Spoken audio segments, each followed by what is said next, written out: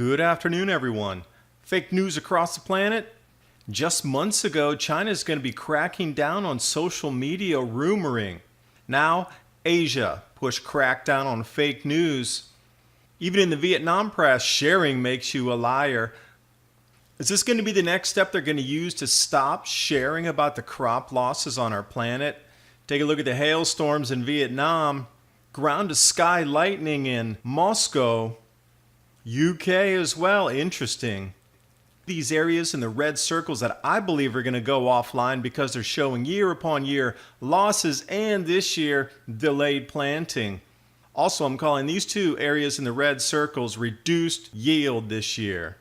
Shouldn't I be able to share that in my social media feeds?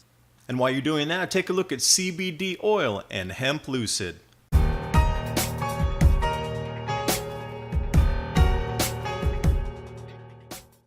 Seems to be very apparent, in my opinion, that internet is going to be highly regulated during these crop loss times. Just a couple of months ago, China put in the most stringent internet crackdown up to date in the country, and even passed new laws that says news feeds are not allowed to use any source from social media unless they're approved by Beijing. And when looking into China's history, you can see every grand solar minimum, their dynasties collapsed. So of course they're going to try to keep the spreading of price increases for the food and also crop losses from circulating within the country so people don't go on a mass purchasing binge when they see food getting more scarce. Now you would expect that from China, Great Firewall. How about in the US, Twitter, Facebook? Oh, that's Europe too. But now Asia pushing to crack down on fake news. Everywhere from Bangladesh all the way up to Korea. Same. Now it seems like the impetus is over in Malaysia for this new movement where they're saying that there's long-standing religious and ethnic divides within the countries with multiculturalism, and by each individual ethnicity sharing their own news, oops, it can go viral on social media and reach a massive audience. They don't want that. And another thing, it's going to be used absolutely. Political opponents is one thing. Stifling dissent goes right into the crop losses.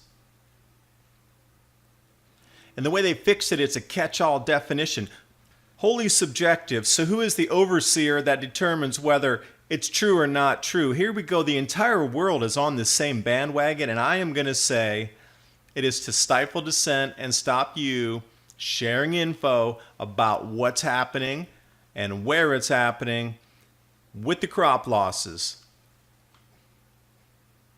And even on VN Express International, this is the image they were running with the story. Sharing makes you a liar. Now, I think it was a spoof. I'm not sure, but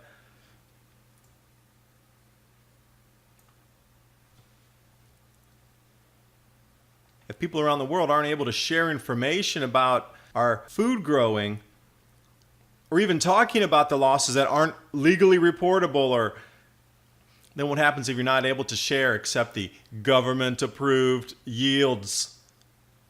Then where does that leave us? And when I was in VN Express, I found this interesting article about an hour-long hailstorm. Hail that was coming down was about the size of a grape. Thousands of homes damaged and about 1,000 acres of cropland. That was fruit orchard as well as corn. And get it, results of a cold front entering Vietnam. This is back on the 16th. Image here for you how deep the hail was.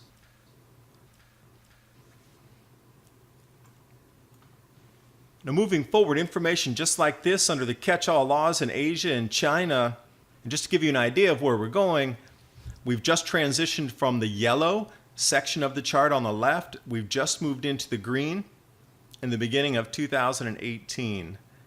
Our weather is going to go so far out of what you consider normal over these next 3 years. And I do believe this is the cause of so many headlines in today's news.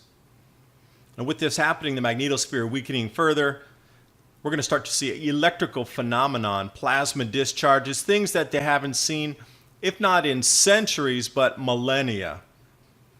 Spectacular ground to sky lightning, Moscow. Looks like some Nikola Tesla invention powering cities and countries. Wireless electricity. Then we hop over to the UK.